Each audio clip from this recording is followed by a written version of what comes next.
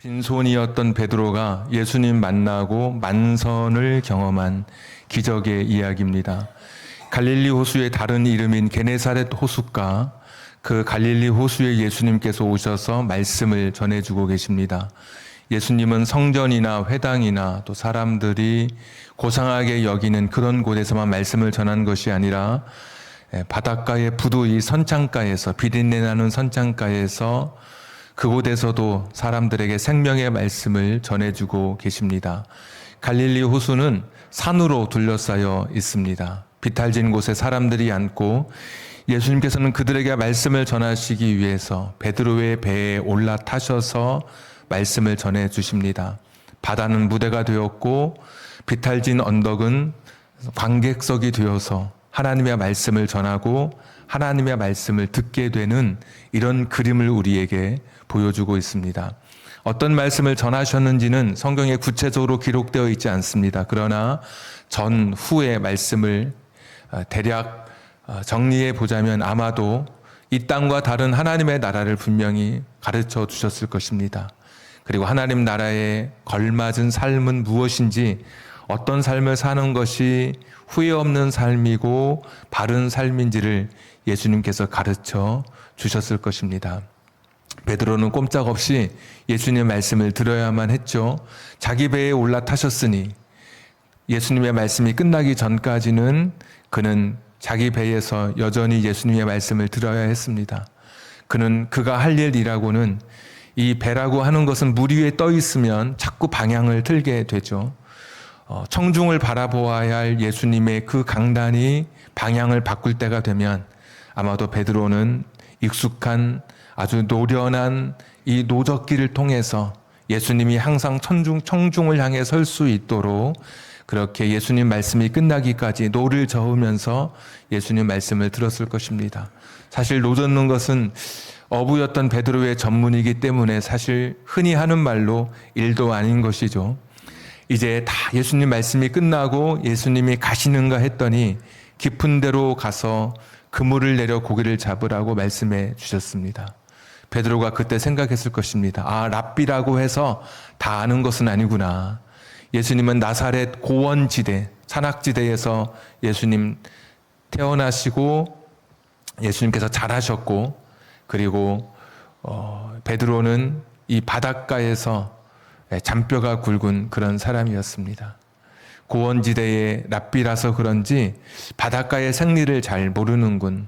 랍비라고 해서 다 지식이 있고 지혜가 있는 것은 아니구나라고 생각했을 것입니다. 왜냐하면 갈릴리의 바다의 고기의 특성은 낮에는 바위 밑에 숨어 있고 밤이 되면 먹이를 찾아 밖으로 나오게 됩니다. 그런데 밤도 아닌 날이 밝은 그 시간에 고기를 잡으라고 하다니, 그뿐만 아니라 이 갈릴리 호수에서 물이 여기저기서 지류를 타고 들어오기 시작하는데, 또는 호수 밑에 샘이 있어서 샘에서 물이 터져 나와서 갈릴리 호수가 수위를 유지하는데, 그런 곳에, 물이 유입되는 곳에 산소를 공급받으려고 고기들이 모이게 되어 있습니다. 깊은 곳이 아니라 가장자리, 갈릴리 호수, 갈릴리 바다의 가장자리에 고기가 있는 법입니다. 아마 베드로는 그렇게 생각했겠죠. 고기 잡는 것은 내가 훨씬 더 고수다, 내가 더 선수다, 랍비라고 해서 다 아는 것은 아니구나. 그렇지만 예수님께서 깊은 데로 가서, 그리고 그 낮에 고기를 잡으라고 말씀해 주실 때 자신의 이성과 감정과 경험으로는 순종할 수 없지만 5절에 보면 말씀에 의지하여 내가 그물을 내리리다마는, 하도 말씀하시니까, 랍비이신 선생님께서 말씀하시니까 제가 그물을 내리긴 합니다만, 사실 베드로가 이럴 수밖에 없는 것은 4장에 보시면 예수님께서 베드로의 장모를 고쳐주신 장면이 기록되어 있습니다. 그러니까 신세를 갚는다고 생각한 거죠. 배에 올라타셨을 때도 우리 장모님 고쳐주셨으니까 라는 마음으로 노 저으면서 있었고, 저 깊은 데로 가서 그물 한번 내려보십시오 할 때도 쓸데없는 것인 것을 알았지만, 자기의 평생의 어부 일을 하면서 결코 이게 되지 않은 것을 알았지만 예수님께 좋은 구경이나 시켜드릴까라는 마음으로 이분이 한번 고기 잡는 것 한번 보고 싶으셨나라는 그런 생각이 들었을지 모르겠지만 하여튼 신세 갚는 마음으로 가서 깊은 곳에 가서 그물을 내려 고기를 잡게 됩니다. 근데 이게 웬일입니까?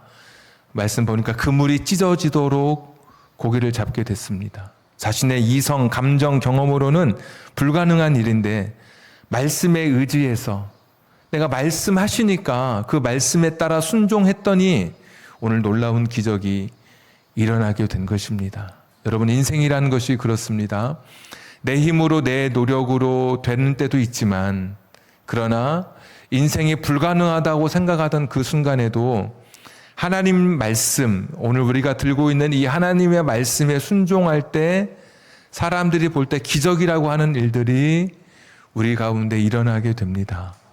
하나님의 말씀이라고 하는 이 말씀에 내 인생의 기초를 걸면, 그 말씀에 내 삶을 걸면 일반적인 상식을 뛰어넘는 놀라운 일들이 내 생에도 일어나는 법이죠. 용서해라, 사랑해라 절대로 할 수 없습니다. 억울해서 못하고 눈물 나서 못하고 저 사람이 잘못했는데 왜 내가 용서해야 되고 왜 내가 사랑해야 되는가? 성경 말씀을 따라서 용서하고 순종하고 사랑할 때 거기에 사시는 놀라운 기적이 일어나게 되죠. 용서하지 못하고 평생 원수로 살았던 사람이 하나님 말씀에 자기 자신을 굴복시켜서 용서의 삶을 결단하면 용서하기 이전보다 이후에 내가 생각했던 것보다 훨씬 더 놀라운 일들이 사실 일어나게 되거든요. 하나님 말씀 앞에 내 인생을 투신하면 하나님 말씀대로 내 삶을 한번 살아가 보면 사실 거기서부터 말할 수 없는 기적의 일들이 펼쳐지게 되는 거예요. 근데 사람은 자신의 이성의 한계 안에 자신의 믿음을 가두어 놓습니다. 자신의 상식 아래 자신의 신앙의 결단을 자신의 상식 아래서 그만 포기하게 되는 것이죠. 자신의 감정도 절대로 말씀에 순종할 수 없는데 한번 순종해 보자라고 했을 때 오늘 놀라운 기적이 일어나는 것입니다. 여러분, 말씀을 듣다가 읽다가 또는 요즘에 TV에서 많이 나오니까 말씀을 보면서 여러분 그렇게 하다가 내 마음에 나로 하여금 부딪히는 말씀이 있으면 항상 내가 어려운 것은 내가 말씀을 들을 때 정말 내게 중요한 것은 그 말씀이 어렵게 느껴지는 것이죠. 순종하기 어려운 것이죠. 그러나 여러분 순종을 결단할 때 여러분 삶에도 하나님 주시는 기적으로 가득 차게 될 것입니다. 말씀을 심으면 말씀의 열매를 거두게 되어 있습니다. 오늘 또 베드로의 삶은 빈배였습니다. 만약에 가득 찼다면 예수님 말씀을 귓등으로도 듣지 않았을 겁니다. 이미 고기가 충분합니다. 무슨 깊은 데로 가서 고기를 잡습니까? 거기는 잡히는 게 아니고 나처럼 저처럼 이렇게 가장자리에서 밤새도록 수고해야 고기를 잡는 법입니다라고 하면서 예수님 말씀에 순종하지 않았을 터인데 그의 인생은 지금 빈배였습니다. 빈배일 때 빈배가 우리는 저주라고 생각하고 빈배가 슬픔이라고 생각하고 빈배가 실패라고 생각했지만 그때 사실은 하나님의 음성이 더 잘 들리는 법입니다. 빈배이기 때문에 하나님의 음성이 들린 거예요. 빈배이기 때문에 나도 순종하고 싶은 거예요. 여러분이 고난의 길을 걸을 때 그 순간이 사실은 하나님의 음성이 잘 들려오는 거예요. 그래서 고난이라고 하는 것은 하나님의 메가폰인 거예요. 평소에 안 들리던 것이 고난을 통해서 잘 들리고 안 보이던 것이 보이기 시작하고 깨달아지기 시작하는 거예요. 지금 여러분의 인생이 빈배처럼 실패이고 고난이고 고통의 시간, 허전하고 공허한 그런 빈배의 인생이라고 해서 좌절하지 마십시오. 이때 하나님이 내게 더 찾아오시고 내게 더 그 음성을 들려주십니다. 내가 내 이성과 감정과 상식은 결코 받아들일 수 없었지만 내게 다가오신 하나님의 말씀에 순종할 때 오늘 베드로처럼 놀라운 기적을 저도 여러분도 경험하게 될 것입니다. 하나님 말씀에 따라 살아갈 때, 하나님 말씀에 순종하여 걸어갈 때, 베드로에게 너 물에서 뛰어내려라 라고 할 때 저도 걷고 싶습니다. 그래 뛰어내릴 때 그가 물 위를 걸을 수 있었던 것처럼 주님께서 뛰어내려라 할 때 우리는 못 뛰어내리죠. 뛰어내리면 빠질 것 같습니다. 그러면 기적을 경험하지 못하죠. 하나님의 놀라운 인도하심을 결코 맛볼 수 없는 것이죠. 여러분의 인생 속에도 내게 내 가슴 속에 새겨지고 내 마음을 울리는 하나님의 말씀이 있다면 비록 내게 손해가 되는 것 같고 이성적으로 납득되지 않고 감정적으로 수용되지 않아도 여러분 결단하십시오. 하나님 말씀대로 살아가십시오. 놀라운 일이 펼쳐지게 될 것입니다. 그런데 사실 더 놀라운 일이 있습니다. 자기 혼자 자기 배에 담을 수 없는 그런 고기, 그래서 다른 사람의 배를 불러서 두 배의 고기가 잠길 정도로 그렇게 두 배의 만선을 이루고 돌아왔습니다. 근데 11절에 보시면 이 고기를 베드로가 버리고 있습니다. 여러분, 밤새도록 고기 잡았던 베드로였는데 11절이 되면 그렇게 잡았던 고기를 베드로가 다 버리고 있는 것입니다. 너무 많은 고기를 잡아서 마음이 관대해져서 고기를 여러분 버렸을까요?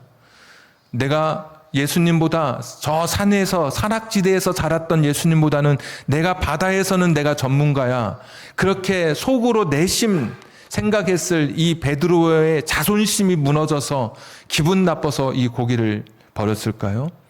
갑자기 그 많던 그 고기가 가치 없게 여겨져서 베드로가 그 고기를 다 버렸을까요? 7절에 보시면 자기 그물이 찢어질 때 다른 사람을 부르게 됩니다. 그런데 7절에 보시면 소리를 내서 부르지 않습니다. 손짓해서 부르게 됩니다. 여러분, 왜 손짓했을까요? 바다는 따로 어떤 장애물이 없기 때문에 육지보다 7배 목소리가 더 잘 전달됩니다. 만약에 멀리 있는 다른 자기 동업자를 향해서 누구야? 빨리 와, 여기 고기 엄청 많다. 만약에 그렇게 외쳤다면 다른 수많은 사람들이 그 이야기를 듣고, 아, 저기에 새로운 어장이 열렸나 보다, 저기에 새로운 샘이 터져서 저기가 이제 새로운 고기 밭이 됐나 보다 하면서 여기저기 사람들이 다 몰려왔을 것입니다. 베드로는 자기만 알고 싶었습니다. 이 새로운 샘이 열려서 새로운 어장이 형성된 이 장소를 자기만 알고 싶은 거예요. 독점적으로 자기만 갖고 싶고, 내일도 이곳에 와서 고기 잡고 싶고, 모레도 이곳에 와서 고기 잡고 싶고, 날마다 만선으로 당분간 이 어장이 형성된 이 포인트를 떠나지 않고 내가 여기 고기 잡아야 되겠다, 소리를 내지 않고 사람을 향해서 손짓해서 부르기 시작했습니다. 그는 여전히 고기에 대한 열망이 있었고, 자기가 살아가는 삶에 대한 집착이 있었고, 내일도 모레도 똑같은 삶을 그는 생각하면서 다른 동업자를 손짓을 해서 부르게 된 것입니다. 그리고 마침내 두 배에 가득 채울 정도로 더 이상 채울래야 채울 수 없는 고기를 잡고 이제 항구로 돌아오게 됩니다. 그러면서 고기를 보면서 그 마음 뿌듯함, 만선이 되었을 때 깃발을 달고 돌아오는 그 선장의 희열을 느끼면서 돌아오다가 갑자기 예수님을 보게 된 것이죠. 첫 느낌은, 아, 나보다 훨씬 더 고수구나. 나보다 한 수 위였던 분이구나. 내가 바다에 대해서 잘 안다고 생각했는데 이분이야말로 바다에 대해서 나보다 더 잘 알고 있는 분이구나. 그런데 두 번째 드는 생각은 아마 이랬을 것입니다. 아니, 그런데 저런 분이 왜 이러고 있지? 저분의 실력이라면, 이 정도 실력이라면 금세 부자가 될 텐데, 고기가 어디에 있는지 금방 이렇게 알 수 있는 이 정도의 분이라면 금방 부자가 될 텐데, 도대체 저분은 지금 뭘 하고 사는 것이지? 아까 노를 살짝살짝 저으면서 예수님이 하셨던 말씀을 기억해냈을 것입니다. 하나님을 위해서 사는 것이 가장 위대한 삶이라고? 하늘을 향해서 하늘의 뜻을 붙들고 살라고 말씀해 주셨는데, 아니, 지금 여기 두 배를 가득 채운 고기보다 하나님이 더 중요한 건가? 저분은 저렇게 살아가는 건가? 나는 고기를 위해서, 고기 잡는 것이 내 인생의 전부인 줄 알고 살아왔는데, 밤새도록 내가 고기 잡으면서 이 길만 있는 것인 줄 알고, 이것이 내 인생의 최고인 줄 알고 살아왔던 내 삶이었는데, 자신의 인생에 커다란 울림, 다른 가치관을 가지고 살아가는, 다른 가치 체계를 갖고 살아가는 예수님을 만나면서 그는 갑자기 말이 없어지기 시작했겠죠. 배를 타고 돌아오면서 그는 자기 자신이 생각하면 할수록 내가 살아가는 이 삶이 맞는 것인가? 이거보다 더 중요한 하늘의 가치가 있는 것은 아닌가? 하나님의 뜻대로 살아가는 것, 하나님 말씀대로 살아가는 이 삶, 그리고 그런 사람들의 삶이야말로 정말 위대하고 가치 있는 삶은 아닐까. 하늘이 없이 땅만 바라보고 살았던 나, 바다만 바라보고 살았던 내 삶이 과연 맞는 것인가? 그는 혼돈에 휩싸이기 시작했을 거예요. 얼마든지 큰 불을 한 번에 손에 쥘 수 있는 분임에도 불구하고 하늘 때문에 이 땅의 것을 놓아두고 살아가는 예수님을 보면서 그는 자기 자신이 한없이 부끄러워지고 작아지기 시작했습니다. 5절에는 선생님 이렇게 불렀습니다. 선생이여 밤이 맞도록 수고했다. 그러나 말씀에 의해서 금을 내린다고 할 때 선생님이라고 호칭했지만 8절에 보시면 주여라고 호칭이 바뀝니다. 주여 나를 떠나소서 나는 죄인입니다. 고귀한 하늘 뜻을 붙들고 살아가는 예수님과 자기 자신을 비교해 봤더니 그냥 세상에 찌들려서 살아갔던 내 삶이 솜털처럼 가벼워 보이기 시작한 것이죠. 어린 시절 바닷가에서 놀면서 나도 아버지처럼 어부가 돼야지, 노련한 어부가 돼야지. 베드로는 결혼했더라고요.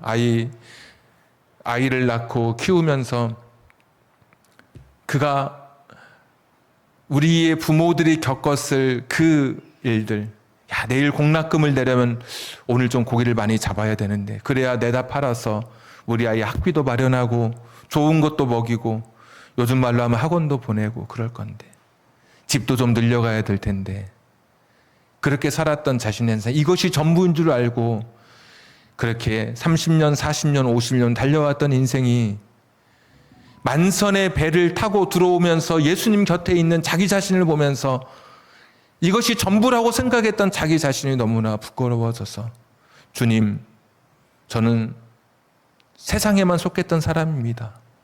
저는 죄인입니다. 저는 세속적인 사람이었습니다. 이 땅이 전부인 줄 알고 살았던 사람입니다. 당신의 그 고귀함에 내가 맞닿을 수 없는, 저에게 가까이 있으면 저의 이 더러움이 예수님의 그 고귀함에 닿을까 제가 더 두렵습니다. 주님, 저를 떠나십시오 라면서 주님 앞에 자신의 삶을 결단하게 됩니다.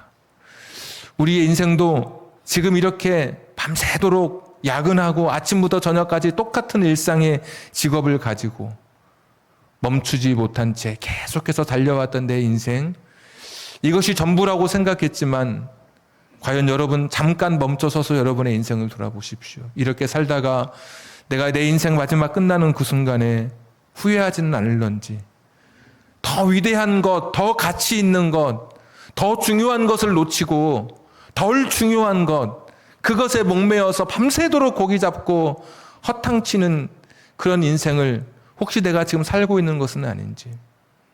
어렸을 때 동네에 보면 노름하시는 분들이 많이 있었습니다.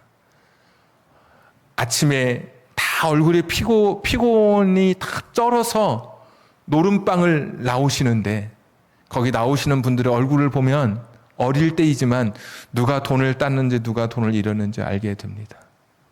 얼굴은 피곤한데 돈을 딴 사람은 되게 기쁘고 돈을 잃은 사람은 허리를 두들기면서 나옵니다.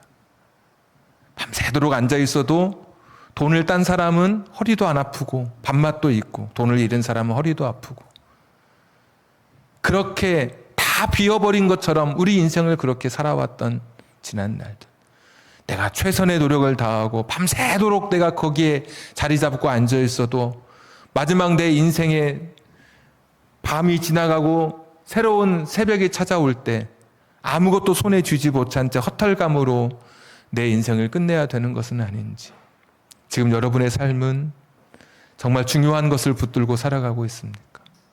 마지막 날 후회하지 않을 것을 붙들고 살아가고 있습니까? 베드로는 자기의 인생의 고기가 전부인 줄 알고 살았지만 예수님 만나고서 자신의 삶의 방향을 고민하기 시작했습니다. 자기가 살아왔던 지난날의 삶이 열심히 살아왔었지만 그것이 덜 중요하다고 하는 것, 그것이 내 인생의 전부가 아니라고 하는 것을 베드로가 깨닫게 되었습니다. 예수님께서 그런 베드로에게 손을 내밀어 주십니다. 네가 이제까지 고기 잡는 어부였지만 이제부터 사람을 낚는 어부가 될 것이냐?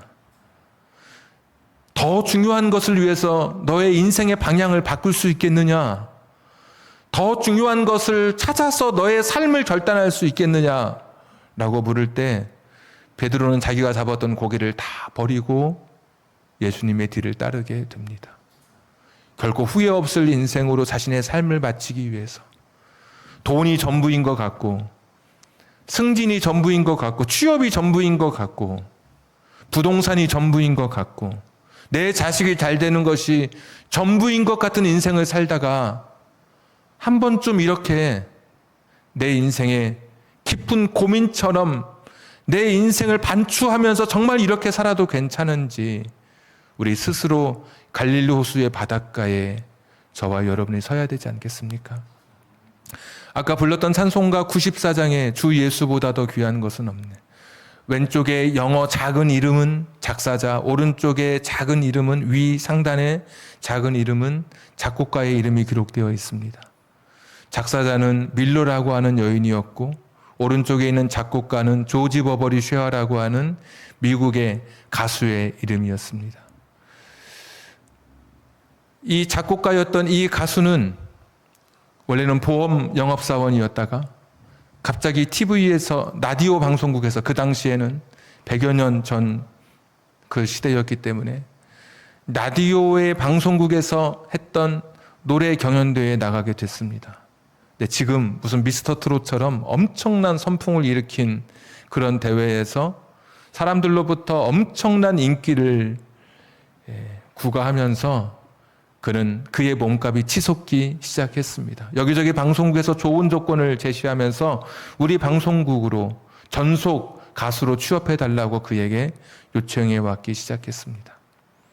한참 고민하고 있던 그때 자신의 어머니 밀러 여사가 그에게 하나의 시를 전해주게 되었습니다. 우리가 부르고 있는 그 찬송입니다. 이 시는 영어 원문은 이렇습니다. I'd rather have Jesus than silver or gold. 금이나 은보다 차라리 주 예수를 가지리. I'd rather be his than have riches untold. 큰 재물을 갖느니보다 차라리 주 예수의 것이 되겠네. I'd rather have Jesus than houses or lands. 큰 집과 넓은 땅 갖느니보다 차라리 주 예수를 가지리. I'd rather be led by his nail pierced hands. 그의 못 박힌 손에 이끌려 사는 것을 선택하리라. 엄마가 이 시를 자식에게 전해준 것입니다. 조지 베버리 쉐어가 계속 그 시를 음미하고 있을 때 가장 큰 방송국에서 전화가 왔습니다. 우리가 그 당시에 다른 사람보다도 훨씬 더 큰 좋은 대우로 다른 방송국과 비교할 수 없는 대우로 당신을 스카우트하려고 합니다. 우리 사람이 되어 주십시오. 그때 조지 버버리 쉐아라고 하는 이 복음성가 가수가 저는 이미 다른 사람에게 속하게 됐습니다. 저의 주인은 따로 있습니다. 방송국에서 재차 전화했던 그 사람이 그 사람보다 더 좋은 조건으로 당신과 계약하겠습니다. 그 사람의 조건을 이야기해 보십시오. 어떻게 하면 되겠습니까? 도대체 그 방송국은 어디입니까? 라고 물었을 때 조지 버버리 쉐아가 말합니다. 나를 소유하신 그분은 나의 구주 예수 그리스도입니다. 나는 그분께 내 인생을 던졌습니다. 나는 그분께 내 인생을 맡겼습니다. 여러분 들어보셨을 겁니다. 빌리 그레함 목사님이라고.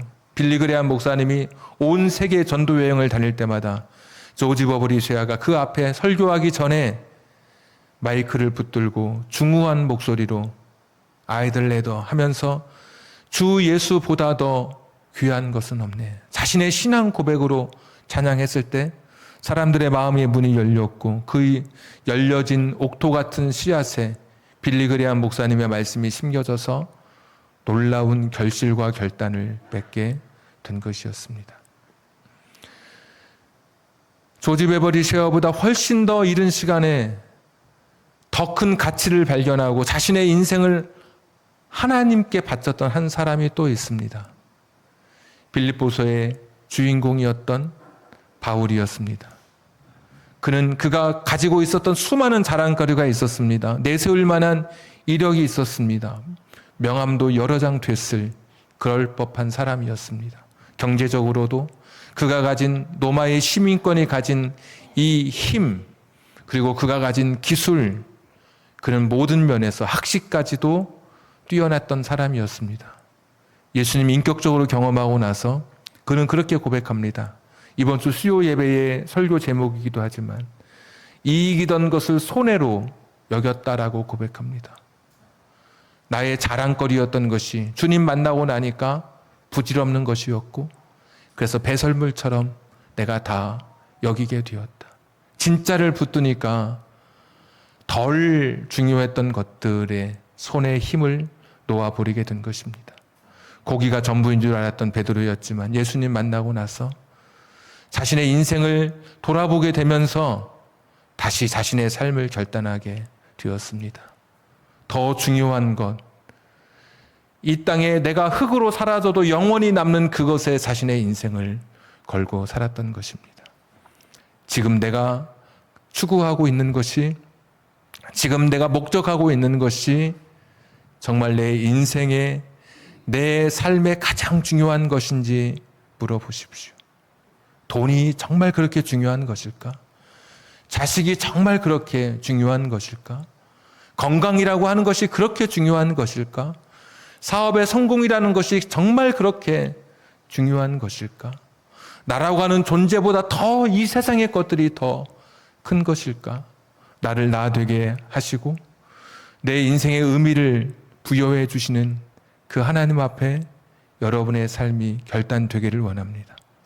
더 중요한 것을 붙들고 내 마지막 날 후회 없도록, 내 마지막 인생의 마지막에 웃을 수 있는 그런 삶이 되기를, 그리고 그 마지막 죽음의 순간에 하늘 평안으로 가득 차 웃음으로 내 인생을 마칠 수 있는 후회 없는 여러분의 삶이기를 주님의 이름으로 축복합니다. 우리 찬송 같이 아까 불렀던 194장 1절만 부르고 한번 잠시 기도하겠습니다. 주 예수보다도 귀한 것은 없네. 1절만 우리 찬양하고 기도 한번 하겠습니다.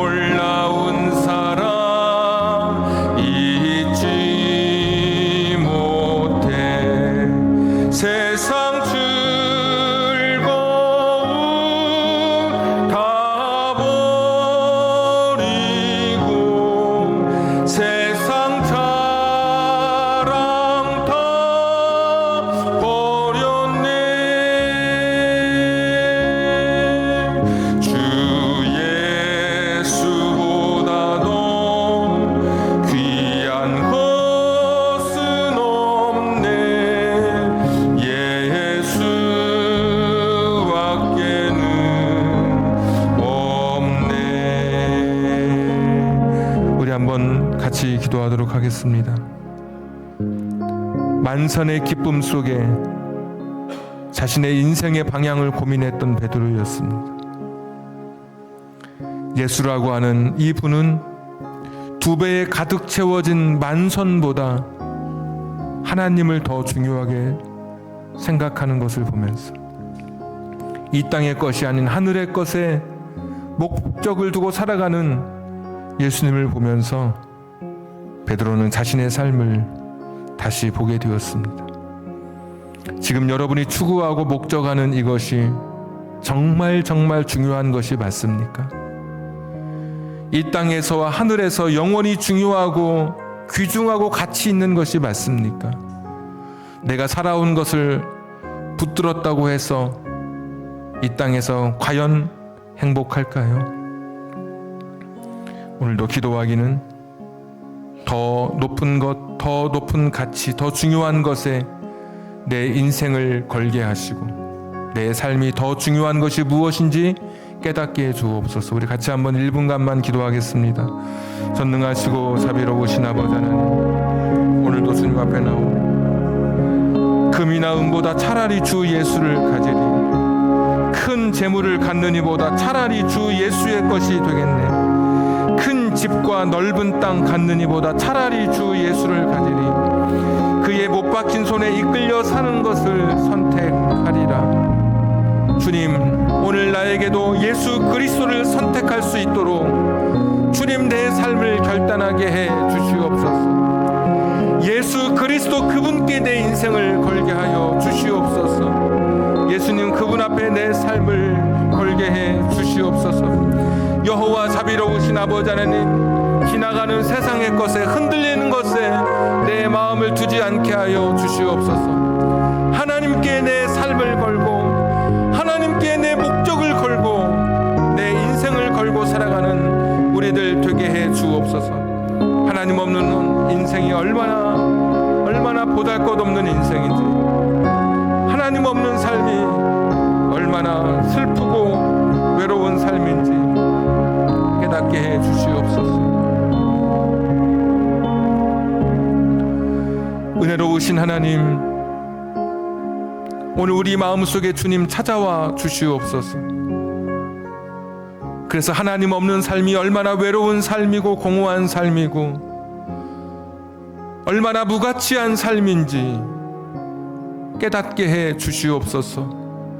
하나님 없이 살아가는, 밤새도록 노력하고 열정을 다해서 살았던 삶이 얼마나 허무한 삶인지, 하나님 없는 삶의 그 허무함을 깨닫게 해 주시옵소서. 더 중요한 것을 붙들고 살게 해 주시옵소서. 내 인생의 방향이 바뀌어지게 하시고 내 삶의 목적하던 것이 이제 주님을 향하여 갈 수 있도록 은혜를 더해 주시옵소서. 예수님의 이름으로 기도하옵나이다. 아멘. 주보 이면에 있는 우리 찬송 부르려고 합니다. 아까 설교할 때 말씀드렸던 것처럼 빈배라 할지라도 여러분 결코 절망하지 마십시오. 여름을 이기는 가을은 없습니다. 벌써 선선해지기 시작했습니다. 고난의 빈배, 말씀에 순종할 때 주님께서 채워주실 것이고 더 큰 가치를 발견하도록 저와 여러분을 인도해 주실 것입니다. 그 예수 그리스도를 같이 찬양하도록 하겠습니다.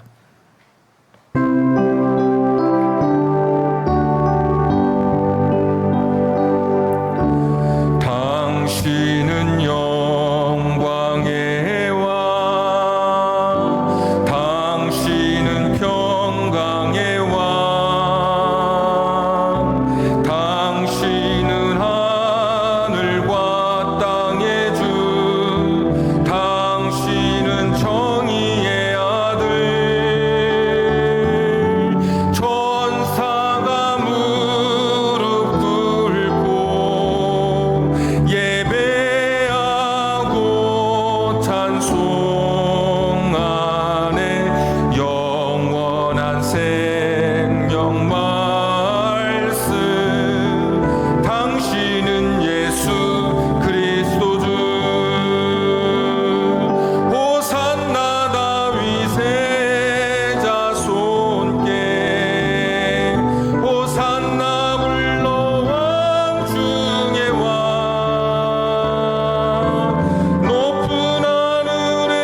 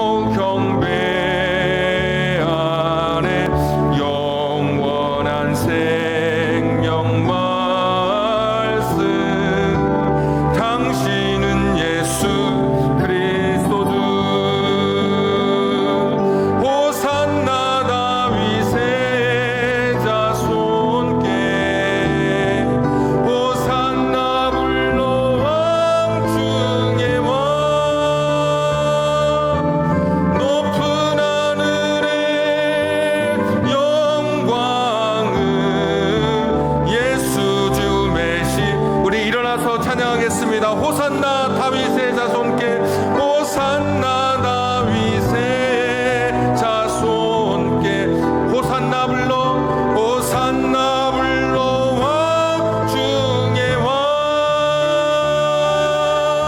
높은 하늘의 영광을 예수 주 메시아네 지존하신 주님 이름 앞에 지존하신 주님 이름 앞에 모두 무릎 꿇고 다 경배해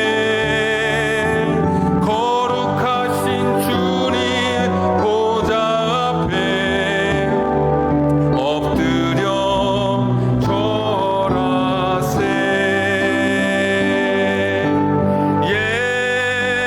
예수는 그리스도 예수는 주 하나님의 영으로 경배 드리리 예수는 그리스도 예수는 그리스도 예수님이 나의 주인이 되십니다. 주는 주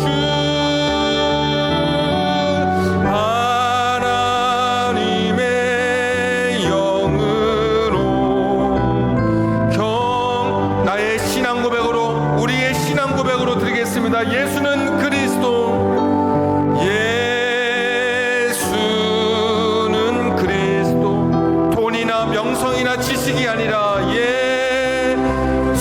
예수님이 나의 주인이 되십니다.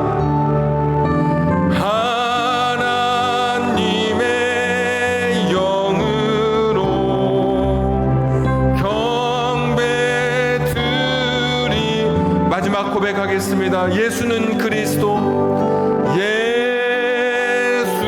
예수는 그리스도 예수는 주 하나님의 영으로 경배 드리리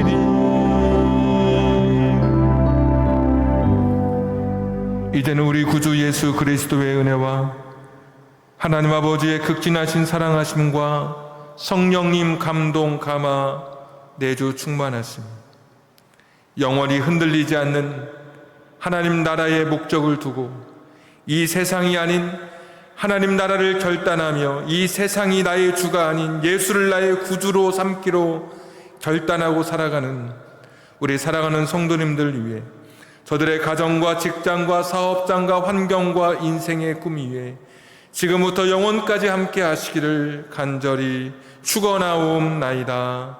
아멘.